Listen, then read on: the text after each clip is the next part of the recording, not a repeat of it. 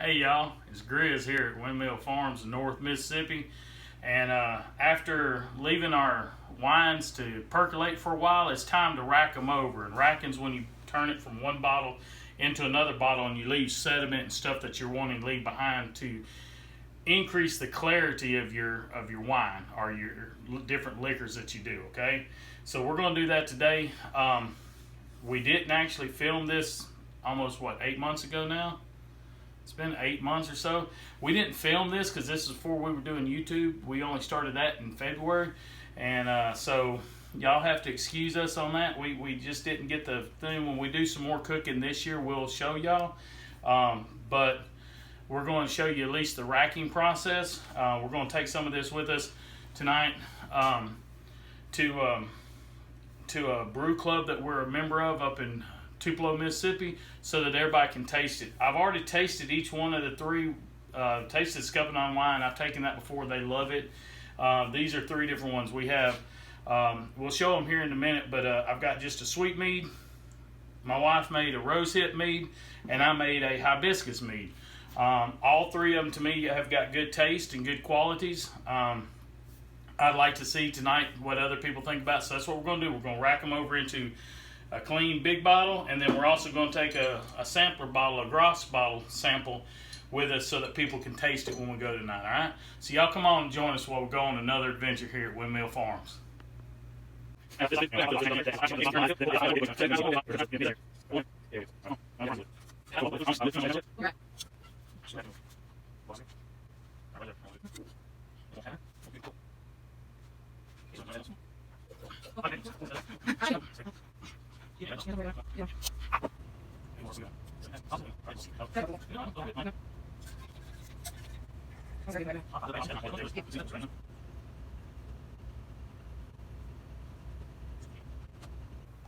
Alright y'all, we only showed racking one bottle because racking one or racking all of them is the identical. So we weren't going to bore y'all with watching us rack each one of them.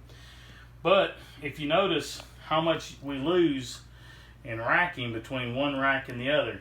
If you look at this stuff back here, this is all sediment, and you can't really get any more of the juice itself without pulling up a lot of that sediment. So if y'all see, you got the sediment on the bottom, and then you've got your wine on top, but that wine's so close to the sediment that you can't get it out of there. Now, if you're not caring about the clarity of your wine, if you don't care about it and you just want to just rack it over, you could get the last little bit of that out and get it over here into another jug. But when we do it for the way that we do it, not just for us to drink, but with our medieval reenactment that we do that we've told y'all about, a lot of what it goes on is the clarity and the look. So we try our best when we get them in the bottles to get them as clean as we possibly can. Y'all, this is the rose hip. Can you see in there? Mm-hmm. All right, that was the rose hip mead. That's the hibiscus mead. That's got a pretty color to it. The camera does not do it justice, y'all. And then the last one is just a sweet mead. All right. Now, we're going to take all these to the thing, but I've got another one here that I'm taking tonight. And I don't see no scum or nothing on the top either. This is a Sati. This is a Viking beer that I had made, God, how many months ago now? Six? We made 6 to 8, something like that. Anyway, Sati's supposed to be drank within like a week of it being made. But because they didn't have airtight bottles and stuff, I wanted to try an experiment, so I put some up in an airtight bottle. And if you notice, there's a little bit of sediment at the bottom. Okay, can you get that sediment in there? Mm-hmm. All right, but you see how clear the beer is in there, okay? Now, what I done is I actually put it in this Gross bottle. When I open it tonight at the meeting, it might not be worth nothing. But I just wanted to see if there was a way I could bottle it and keep it longer than they said. So this has been 6 or 8 months since I made it the first time, probably closer to 8 months. Or even 10 months, really. I think it was over in November or December, wasn't it? And here we are in the 8th month. So yeah, we could be close to 10 months, folks. I'm going to see how it tastes. That's what you do with brewing sometime when it's stuff that you don't know. To be quite honest with you, the hibiscus mead and the rosehip mead, that's all something new for us. We're just trying it because we thought it would be neat. It was period materials for what we were doing. We're just trying it. It might work, it might not. So, look, if the people don't mind tonight when we go to our meeting, I'm going to have some of them give me their experts advice, because some of these folks are cicerones. Well, I know one's a cicerone. I think two is actually. I think Corey and Trevejo are both, but I might be mistaken. Anyway, I got a couple of guys that drank a lot of stuff over the years. So they'll tell us what they think about it. We're going to take a hit of that and see what they think about it. Y'all come on with us this evening. I'm bringing pork butts, Boston butts.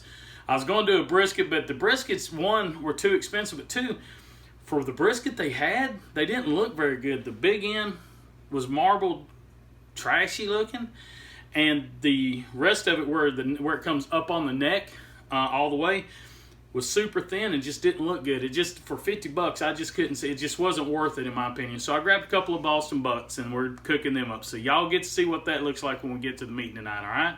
So y'all come on and join us when we go up to Tupelo here in a little while. And hope y'all enjoy the journey up there, and I hope y'all enjoy what you've seen here so far. If y'all got any questions about actually doing any of the other stuff, like I said, we're going into a season where I will start brewing some more stuff. I brew in the fall a lot. When things are coming in mass quantities. We'll be doing some more Scuppernong. The Scuppernong wine was a big hit with everybody, so we're going to do some more of that. So y'all come on and join. If you got any questions, please let me know. Baby, that's already built up fermentation. I just watched it bubble. That little bit of sweet mead right there has got enough air in it. It's already put pressure back on the airlock, and I watched it bubble out of my corner of my eye. So that's the problem you run into, is the yeast. Sometime that just bubbled too. I saw it. I caught it. Did you catch it? Good. Yeah. Sometimes what happens, and that's fixing to blow out too. That's pushing down. What happens is sometimes when you add air to it, it allows the yeast to commence to cooking some more. And once the yeast starts cooking more, it actually gets a higher alcohol content. Believe it or not, that's one reason why a lot of your people will make their wine and set it down for a year with an airlock on it, even when they get to their final racking, is they want it to get the highest content of alcohol that they possibly can for the yeast and sugar that's in there. Because as long as there's undissolved sugar floating in there that we can't see, it's microscopic, the yeast can still eat on it. So that's one reason why you'll sometimes get this to where it goes into what's called a second fermentation. So anyway, y'all come on with us to Tupelo tonight and let you see the rest of this and see what we got in store for y'all tonight, all right? So come on. How long did you quit? Are you done? Yeah, it was only a few weeks. You still taste that it's young. So you basically wound up with It's young. You can taste the alcohol, No, for sure. Yeah. It was when I had to put it back for San Diego.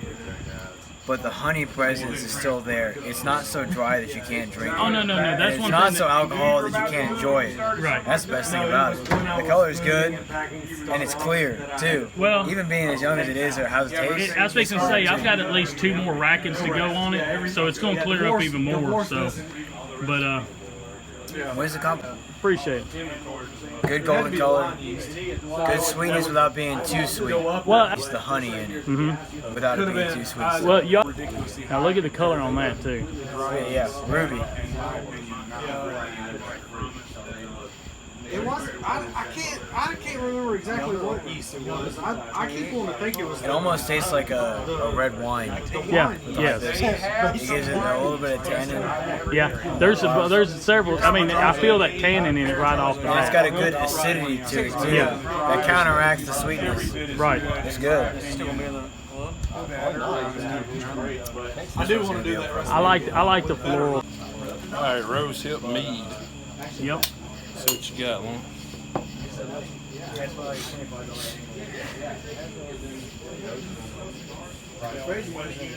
Smell anything fusel?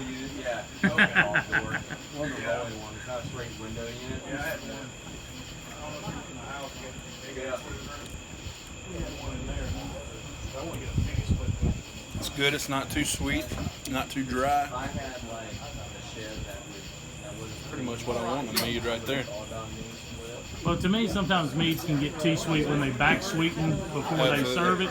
To me, it gets a little too sweet sometimes. And to me, I don't like dryness. I don't like that bite. But that's got extra tannin taste to it in it than the hibiscus does. The hibiscus is more It does. floral. I mean, it comes with the rose hip. Yeah, but the rose hip's got that little bit of a tannin bite to it, but not bad. It's still not a bad No, I mean, taste. I like it. Still, what I'm It's young. thinking you're It's young. referring Oh, to yeah. as bite is immaturity, not. Oh, yeah, not it's really very the much- dryness. Yes, I agree. That all smooths out, and that's where, to me, a proper mead, magic number 3. Oh yes, yeah. Absolutely. But no doubt, for a young mead, Yes. that's good. It's going to be something special. And then we got the beautiful. No, that ain't it. Hibiscus there. Yeah, To me, the that's color of that is just unreal. Yeah, I've got a hibiscus beer going right now. Do you? Yeah. I'm thinking about doing a chanterelle beer. Out of all them chanterelles I collected, Do a quarter with it.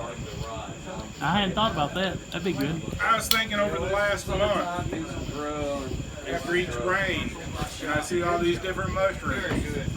Man, I wish I had them out here to tell me which one of these were any good. What is that? Because I have That to is walk the past this hibiscus. often, I ain't got a clue. Hibiscus will give it that red tea. Yeah, it does. Yeah. It's a flower. You get it.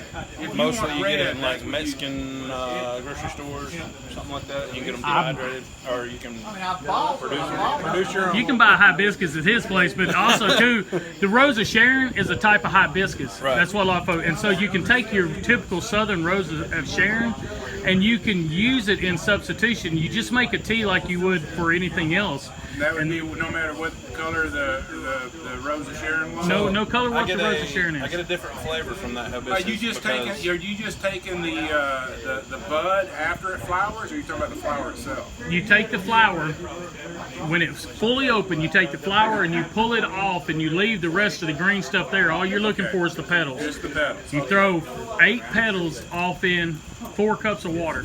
Would you get any different of color between? Yes, you do. It depends. I used red for that one. Because And I've got I like that. right I like that now a lot. one, both the white and the purple. the white gives you just a clear. It looks just like a thing. Yeah. So you like that one? But I do. I like that one.